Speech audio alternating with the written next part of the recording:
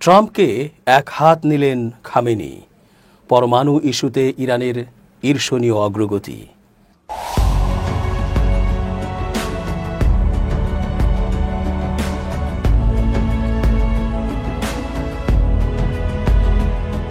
আসসালামু আলাইকুম প্রিয় দর্শক, আমন্ত্রণ আজকের আলোচনায়। চেঞ্জ টিভির আন্তর্জাতিক চোখ অনুষ্ঠানে এস জে রতন স্বাগত জানাচ্ছি। ট্রাম্পের সাথে বাকবিতণ্ডায় জড়াবে আর ক্ষমতায় টিকে থাকবে এমন দুঃসাহস কোনো রাষ্ট্রপ্রধানকেই করতে দেখা যায় না।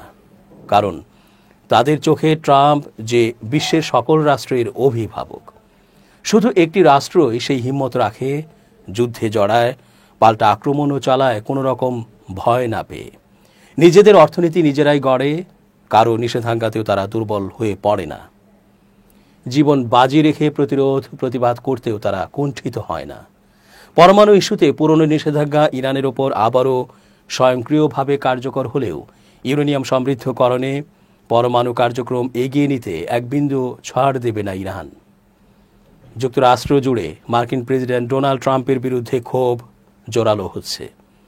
এবার সেই বিক্ষোভ নিয়ে মার্কিন প্রেসিডেন্টকে উপহাস করলেন ইরানের সর্বোচ্চ ধর্মীয় নেতা আয়াতুল্লাহ আলী খামেনি। তিনি ট্রাম্পকে কটাক্ষ করে বলেন, ক্ষমতা থাকলে সেই বিক্ষোভ দমন করে দেখান। খামেনি তার এক্স পোস্টে জানান, বিভিন্ন প্রতিবেদনে দাবি করা হচ্ছে আমেরিকার নানা প্রান্তে লাখ লাখ মানুষ রাস্তায় নেমে ট্রাম্পের বিরুদ্ধে স্লোগান দিচ্ছেন, যদি আপনি ট্রাম্প এতটাই সক্ষম হন তবে বিক্ষোভকে প্রশমিত করুন, বিক্ষোভকারীদের ঘরে পাঠান। শেষে ট্রাম্পকে কটাক্ষ করে খামেনি লেখেন, অন্য দেশের বিষয়ে হস্তক্ষেপ না করে নিজের দেশের বিক্ষোভ নিয়ে ভাবুন। ইরানের সঙ্গে পরমাণু চুক্তি করতে চেয়ে বারবার আলোচনার টেবিলে বসার প্রস্তাব দিয়েছে যুক্তরাষ্ট্র। তবে ইরানের দাবি, তারা কখনোই যুক্তরাষ্ট্রের সামনে মাথা নত করবে না। যদি তাদের শর্ত মেনে চুক্তি করা হয় তবেই আলোচনায় বসবে। দুপক্ষে টানাপোড়েনের ফলে এখনও পর্যন্ত পরমাণু চুক্তি সম্পর্কিত আলোচনা বাস্তবায়িত হয়নি। তার মাঝেই গত জুনে ইরান ইসরায়েল সংঘর্ষের সময়ে ইরানের পরমাণু কেন্দ্রগুলোকে লক্ষ্য করে হামলা চালিয়েছিল মার্কিন বাহিনী। ট্রাম্প দাবি করেছিলেন, মার্কিন হামলায় ক্ষতিগ্রস্ত হয়েছে ইরানের পরমাণু কেন্দ্রগুলো। তবে ওই হামলায় পরমাণু কেন্দ্রগুলোর কতটা ক্ষয়ক্ষতি হয়েছে তা নিয়ে ধোঁয়াশা রয়েই গেছে।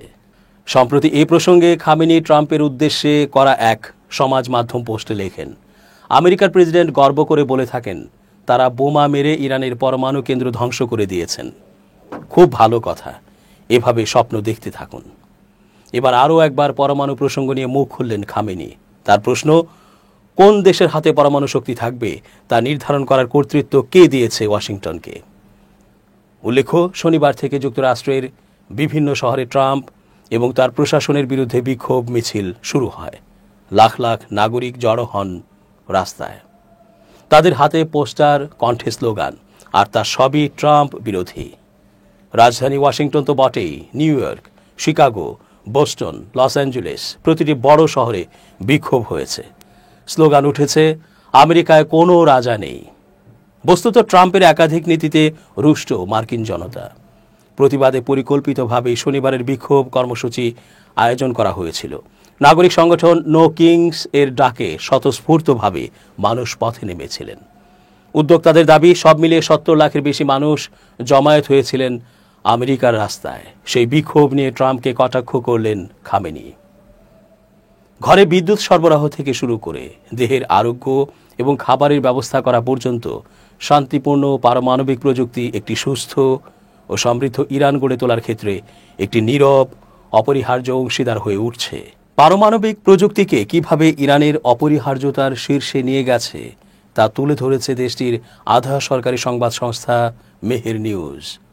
যে কোনো দেশের জন্য যারা শক্তিশালী এবং স্বাধীন হতে চায়, আধুনিক বিজ্ঞান অর্জন করা কোনো পছন্দের বিষয়বস্তু নয়, বরং এটি একটি আবশ্যক।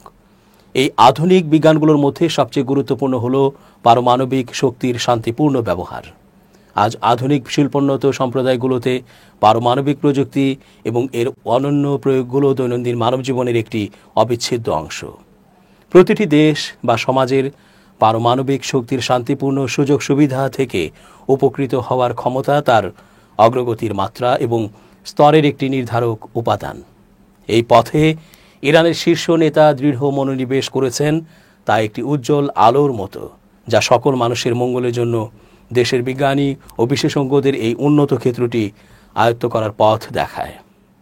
2006 সালের 15 জুন এক ভাষণে ইসলামী বিপ্লবের নেতা আয়াতুল্লাহ আলী খামেনেই বলেছিলেন, আমাদের দেশে পারমাণবিক শক্তি ব্যবহার এবং পারমাণবিক প্রযুক্তি অর্জনের গুরুত্ব মাটি থেকে তেল খুঁজে বের করার চেয়েও বেশি। পরবর্তীতে 2015 সালের 9 এপ্রিল তিনি কেন এটি এত গুরুত্বপূর্ণ তা বিস্তারিতভাবে ব্যাখ্যা করেন। তিনি বলেন, পারমাণবিক শিল্প একটি দেশের জন্য প্রয়োজন। বিদ্যুৎ, পারমাণবিক চিকিৎসা উভয় ক্ষেত্রে এর গুরুত্ব রয়েছে। সমুদ্রের জলকে মিষ্টি জলে পরিণত করার জন্য কৃষিকাজ এবং অন্যান্য ক্ষেত্রেও এর প্রয়োজনীয়তা অপরিসীম। বিশ্বের পারমাণবিক শিল্প একটি শীর্ষ স্তরের গুরুত্বপূর্ণ শিল্প। ভবিষ্যতের দিকে তাকিয়ে আয়াতুল্লাহ খামেনেই 2021 সালের 22 ফেব্রুয়ারি বলেন, কয়েক বছরের মধ্যে নিঃসন্দেহে পারমাণবিক বিদ্যুৎ কেন্দ্রগুলো দেশগুলোর শক্তির অন্যতম গুরুত্বপূর্ণ উৎস হয়ে উঠবে। তেল শেষ হয়ে গেলে পারমাণবিক বিদ্যুৎ কেন্দ্রগুলো স্বাস্থ্যকর ও পরিষ্কার উপায়ে কম খরচে শক্তি তৈরি করে, যা দেশের সর্বত্র পাওয়া যাবে। আজ পারমাণবিক প্রযুক্তি এবং এর বিশেষ ব্যবহারগুলো উন্নত সমাজগুলোতে দৈনন্দিন জীবনের একটি স্বাভাবিক অংশ। পারমাণবিক শক্তির শান্তিপূর্ণ সুবিধাগুলো কোনো দেশে কতটা ব্যবহার করতে পারে তা নির্ধারণ করে যে এটি কতটা অগ্রগতি করতে পেরেছে। এই প্রতিবেদনে পারমাণবিক শক্তির প্রকৃত শান্তিপূর্ণ ব্যবহারগুলো পর্যালোচনা করা হবে, যা প্রতিদিন মানুষকে সাহায্য করে। কিভাবে এটি ইরানে বিদ্যুৎ দেয়, ডাক্তারদের রোগীদের সুস্থ করতে সাহায্য করে এবং কৃষকদের আরও খাদ্য উৎপাদনে সহায়তা করে। ইরানের পারমাণবিক শক্তি সবচেয়ে বেশি ব্যবহার করা হয় যেসব খাতে, তার মধ্যে বিদ্যুৎ খাত অন্যতম।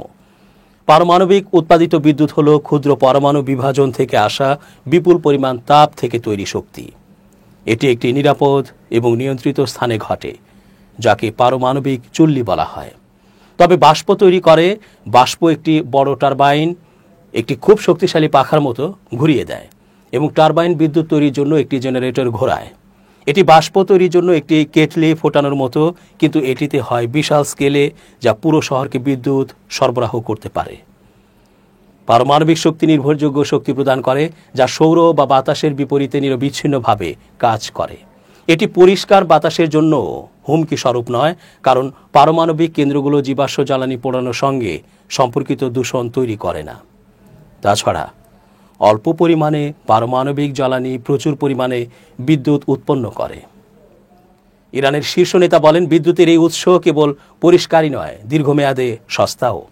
এটি স্পষ্ট যে একটি ক্রমবর্ধমান দেশের জন্য এই প্রযুক্তি ভবিষ্যতের জন্য শক্তি। নিউক্লিয়ার প্রযুক্তি চিকিৎসা বিজ্ঞানে এক বিপ্লব এনেছে। এই প্রযুক্তির মাধ্যমে চিকিৎসকেরা এখন গুরুতর রোগ যেমন ক্যান্সার, হৃদরোগ বা মস্তিষ্কজনিত সমস্যা খুব দ্রুত ও নির্ভুলভাবে শনাক্ত করতে পারেন। এখানে ব্যবহৃত হয় ডায়াগনস্টিক রেডিও ফার্মাসিউটিক্যালস, যা তেজস্ক্রিয় উপাদানে তৈরি এক ধরনের বিশেষ তরল। এটি শরীরে প্রবেশ করে নির্দিষ্ট অঙ্গে গিয়ে জমা হয়, আর বিশেষ ক্যামেরা সেই অঙ্গের কার্যকলাপ স্পষ্টভাবে দেখায়। ফলে রোগের প্রাথমিক অবস্থায় শনাক্তকরণ সম্ভব হয়, আর এই কার্যকারিতা চিকিৎসাকে সহজ করে তোলে। তাছাড়া নিউক্লিয়ার প্রযুক্তি ক্যান্সার চিকিৎসায়ও অপরিহার্য ভূমিকা রাখছে। রেডিওথেরাপি পদ্ধতিতে নির্দিষ্ট তেজস্ক্রিয় রশ্মি টিউমারে প্রয়োগ করে তা ধ্বংস করা হয়, আর ব্র্যাকিথেরাপিতে ক্ষুদ্র তেজস্ক্রিয় বীজ সরাসরি টিউমারের ভেতরে স্থাপন করে নির্ভুল চিকিৎসা দেয়া হয়। এই দুই পদ্ধতি অস্ত্রোপচার ছাড়াই ক্যান্সার মোকাবিলার নিরাপদ ও আধুনিক সমাধান হিসেবে বিশ্বজুড়ে ব্যবহৃত হচ্ছে। নিউক্লিয়ার প্রযুক্তি অস্ত্রোপচারকে করেছে আরও নিরাপদ ও নিখুঁত। সূক্ষ্ম ও জটিল সার্জারিতে ব্যবহৃত লেজার প্রযুক্তি প্রায়ই নিউক্লিয়ার প্রক্রিয়ায় তৈরি বা পরীক্ষিত হয়, যা চিকিৎসকদের চোখ, ত্বক ও মস্তিষ্কের মতো সংবেদনশীল স্থানে নিখুঁতভাবে অস্ত্রোপচার করতে সাহায্য করে। এই প্রযুক্তি রোগীর জন্য ঝুঁকি কমায় এবং দ্রুত আরোগ্য নিশ্চিত করে। শুধু তাই নয়, নিউক্লিয়ার বিকিরণ ব্যবহার করে হাসপাতালের অস্ত্রোপচার সরঞ্জাম জীবাণুমুক্ত রাখা হয়। এতে সংক্রমণের ঝুঁকি উল্লেখযোগ্যভাবে কমে যায়, যা রোগের সুরক্ষায় অত্যন্ত গুরুত্বপূর্ণ ভূমিকা রাখে। নিউক্লিয়ার বিকিরণ নির্ভর স্টেরিলাইজেশন এখন বিশ্বজুড়ে চিকিৎসা সরঞ্জাম নিরাপদ রাখার সবচেয়ে নির্ভরযোগ্য পদ্ধতি। কৃষিক্ষেত্রে নিউক্লিয়ার প্রযুক্তি এক আশীর্বাদ হয়ে এসেছে। এটি কৃষকদের ফলন বাড়াতে, ফসল রক্ষা করতে এবং পানির কার্যকর ব্যবহার নিশ্চিত করতে সাহায্য করে। কীট পতঙ্গ কৃষকদের জন্য এক বড় চ্যালেঞ্জ, যা সাধারণত রাসায়নিক কীটনাশক ব্যবহার করে নিয়ন্ত্রণ করা হয়, কিন্তু এসব রাসায়নিক মাটি, পানি এবং পরিবেশের ক্ষতি করে। নিউক্লিয়ার বিজ্ঞান এই সমস্যার পরিবেশ বান্ধব সমাধান দিয়েছে স্টেরাইল ইনসেক্ট টেকনিক নামের পদ্ধতির মাধ্যমে। এতে ল্যাবে উৎপাদিত পুরুষ পোকামাকড়কে অল্প মাত্রার বিকিরণ দিয়ে বন্ধা করা হয়, এরপর তাদের মাঠে ছেড়ে দেওয়া হয়। দর্শক, আজ এ পর্যন্তই। ধন্যবাদ। changeTV.press, এক ফোঁটা হলুদ নেই।